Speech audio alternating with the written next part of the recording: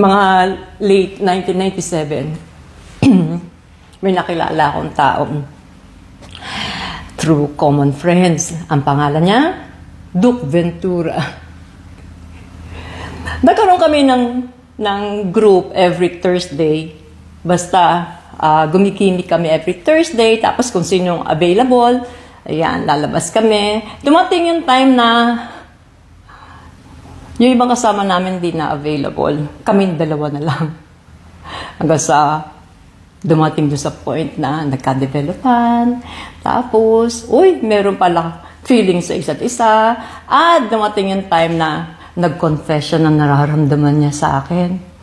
Sabi ko, teka muna, sandali. Sabi ko, parang ayoko kasi yung magpaligaw kung hindi ko naman magiging boyfriend. Ayoko maging boyfriend kung hindi ko naman mapapangasawa. At lalong ayaw ko ng sex kung hindi ko asawa. Tapos bigla mo naman sumagot sa akin, I really have no plans for you to be just my girlfriend.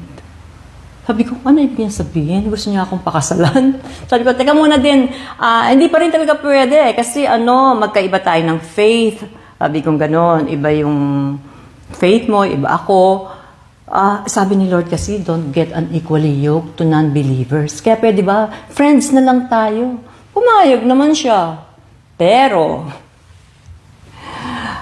nakatutok naman, hindi na ako hiniwalayan. Yung bang, hindi raw siya nanliligaw. Pero lahat ng ginagawa niya, ginagawa ng isang manliligaw. Tapos, sumama sa lahat ng Bible studies ko, nakisit in sa Bible school. Pagkatapos, yung mga Sunday services na pinupuntahan ko, ina-attendan ko, sumasama rin. Hanggang sa dumating sa point na pati siya, nagkaroon na rin ng personal na relasyon sa Panginoon. So, pareho na kami. And then, ang daming nangyari at dumating dun sa point na naging kami na nga. Tapos, October 1998, nasa bahay kami. Sabi pa naman sa akin, if I ask you to marry me, will you accept?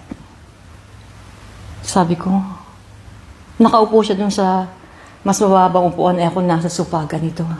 Sabi ko, ako? Gusto mo akong pakasalan?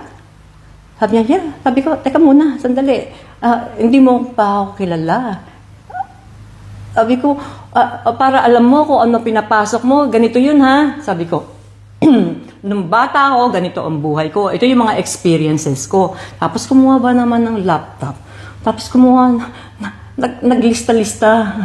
Sabi ko, ito, no 11 years old ako, ito naging boyfriend ko. Nilista niya. O ito nung 13 years old ako, ito nung 14 ako, itong ganyan. Tapos nilalagyan niya ng marka kung gano'ng kala. Ito kasi may nangyari dito, ito wala date lang, ito kiss lang, ito crush ko lang, ito nanligaw lang, ganyan. Lista-lista siya.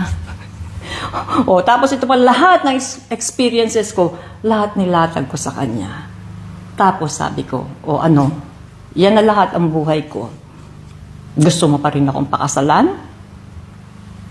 And then, sabi ba naman sa akin, ito lang? Yeah. Sabi ko, grabe itong mamang ito.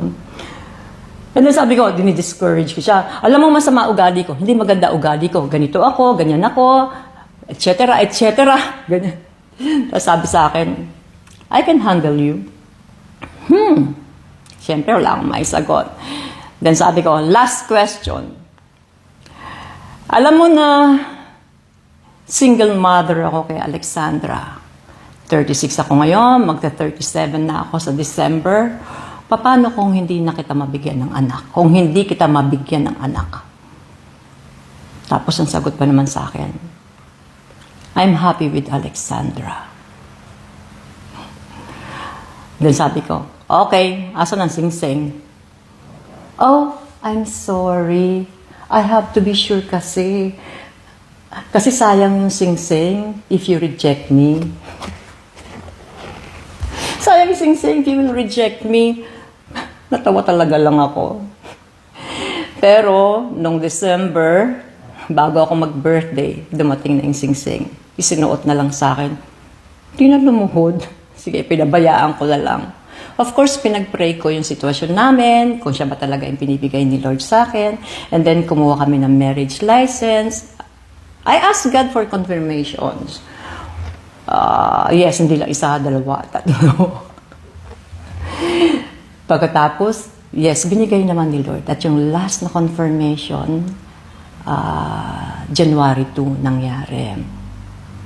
Hindi ko nga, nakalimutan ko nga eh. Basta nung paggising ko ng January 3, sabi ko, ay, yung last confirmation na hinihingi ko, ayun na, ginawa niya kagabi.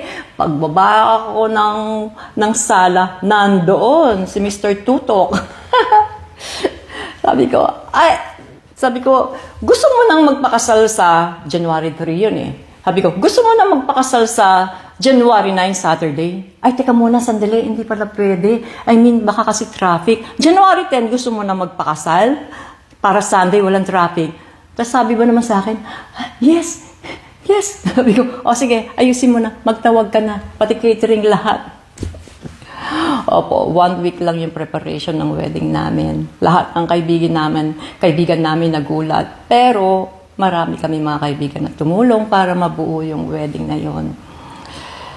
It was simple pero meaningful na wedding. Wala kaming entourage.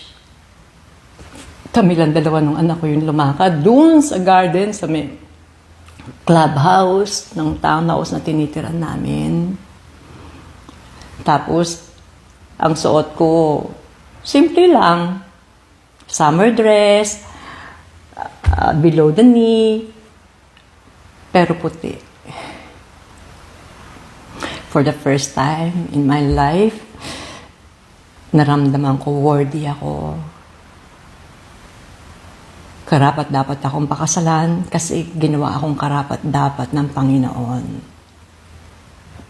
Kaya yun po, last January 10, 1999, I became Mrs. Esmeralda Ventura, wife of Romualdo Duque Ventura. Glory to God. Totoo pala